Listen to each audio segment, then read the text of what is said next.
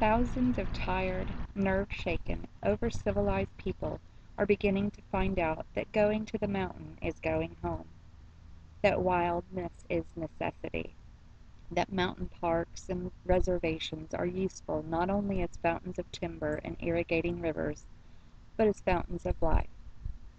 This is a quote from John Muir. Have you ever felt like you were an oddball because of your interest and devout love of nature? I know I have.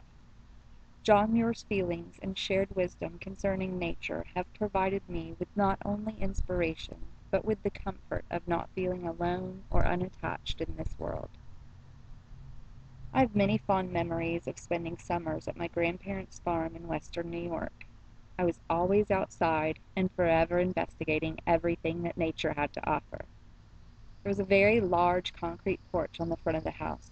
I can recall lying face down on that porch on hot summer days and enjoying the rising coolness from the cement.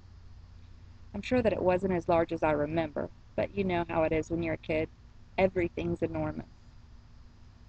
Anyway, I was probably about 8 or 9 years old, on the porch, quietly watching some random insect do whatever it is that insects do, when I overheard my grandmother say to my mom, "She's always picking at bugs and plants and various creatures." She had no idea that I had overheard this, but it actually warmed my heart that someone had noticed my passion for living things.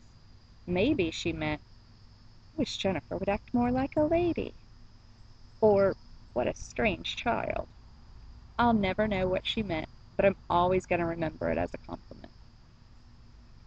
John Muir's legacy allows me to feel at ease in my belief that all living things are connected. He was raised by a religious family who thought that all of one's time should be spent on Bible studies, and anything other than that was frivolous and wasted. Although Muir did not remain strict in the religious sense, he led a life of deep spirituality. He wrote these words to his brother: "I have not been at church a single time since leaving home. Yet this glorious valley might well be called a church, for every lover of the great Creator who comes within the broad, overwhelming influences of the place fails not to worship as he never did before." This passage speaks to me as I think of the time I spent sailing in the Gulf of Mexico when I was probably about 16 years old. The clear skies, the balmy breezes, the salt in the air as the blue waves carried me away from land, but never had I felt closer to my God than I did on that day. Being in touch with the earth and nature allows me to be in touch with who I believe to be my Creator.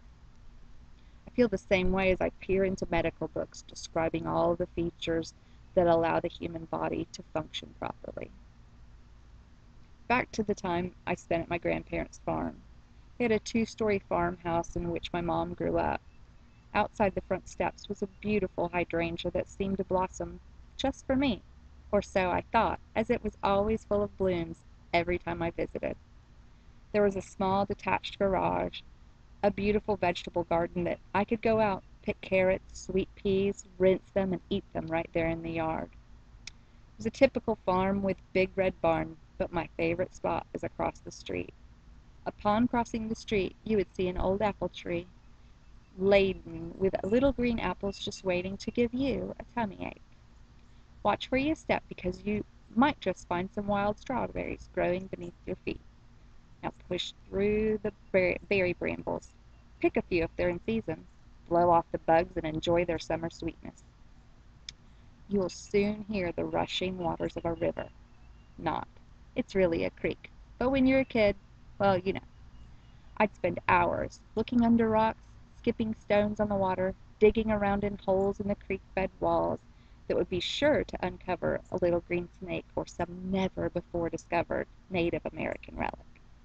It seemed that I could walk that creek forever and not reach civilization again, and I loved every minute of it. If you were quiet enough, you could see deer lapping up the cool water, or kick back and watch the water spiders do their dance across the creek. Those were the days. Until a few years ago, when I took a trip to California, I had no idea who John Muir was. It was on that trip that I had the opportunity to visit the Muir Woods in Mill Valley, California. What a jaw-dropping national monument.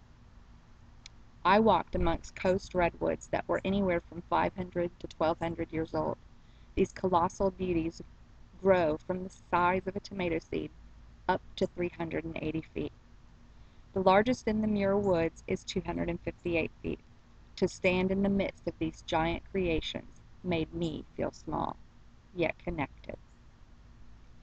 Whether you enjoy futuristic technology or a type of music that you think no one else likes, you may find kinship with your fellow Trekkies or your like-minded grudge band enthusiasts.